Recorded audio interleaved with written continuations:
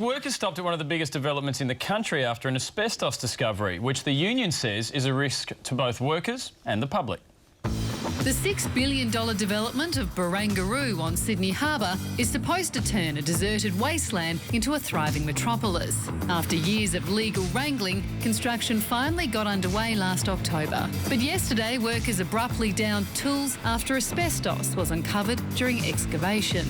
The CFMEU says it's the 13th time asbestos has been found on the site, leaving not only workers potentially exposed to the deadly fibre, but also kids at a nearby childcare centre and the public in the King Street Wharf area. The union claims there aren't enough safety procedures in place, an accusation developer Lendlease rejects, saying in a statement safety is its highest priority and no traces of asbestos have been found in the air. The fact is, dangerous levels of asbestos remain a problem at building sites around the country, an issue heroes like Bernie Banton tried to expose. It's in our schools, it's in our homes, it's in our hospitals, it's now in some government buildings still. So with the number of deaths caused by this lethal product expected to soon outnumber the lives lost on our roads, are authorities doing enough to protect working Australians? CFMEU State Secretary Brian Parker has met with workers and a development company Lendlease today. Brian, how many days will it be before this standoff ends? Well, we're not too sure, but it could be up to possibly a week before workers are back to full resumption of work.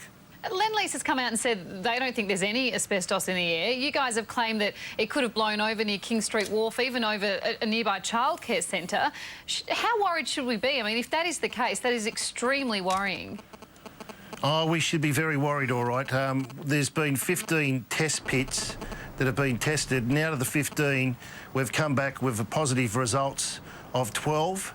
And in the 12, it's not only asbestos, but toxic substances as well, and even high levels of lead. So, you know, there's a number of problems there, and there's a lot of issues that we have to go through. And, yeah, there could have been airborne fibres, especially in Sydney, where it's been very windy over the last 3 days. Brian, Lendlease says that safety is its top priority. You don't reckon that's the case? Well, I say that they've failed in their duties as the principal contractor here.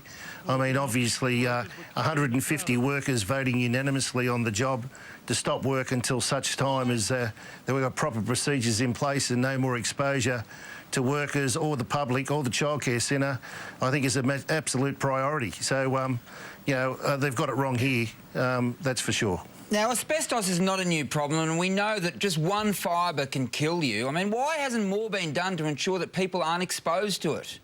Well, I think that there should be bigger fines for corporations, and there should be bigger fines and prosecutions to corporate executives. You know, it's the almighty dollar, and corporate executives, you know, want to make a dollar on it, and they'll take shortcuts where they have to make sure they're going to make a decent dollar on the job, and the job's flowing. Brian, thanks very much for your thoughts tonight. Thank you very much. And we did ask Lendlease for a comment on this story as well, but they declined.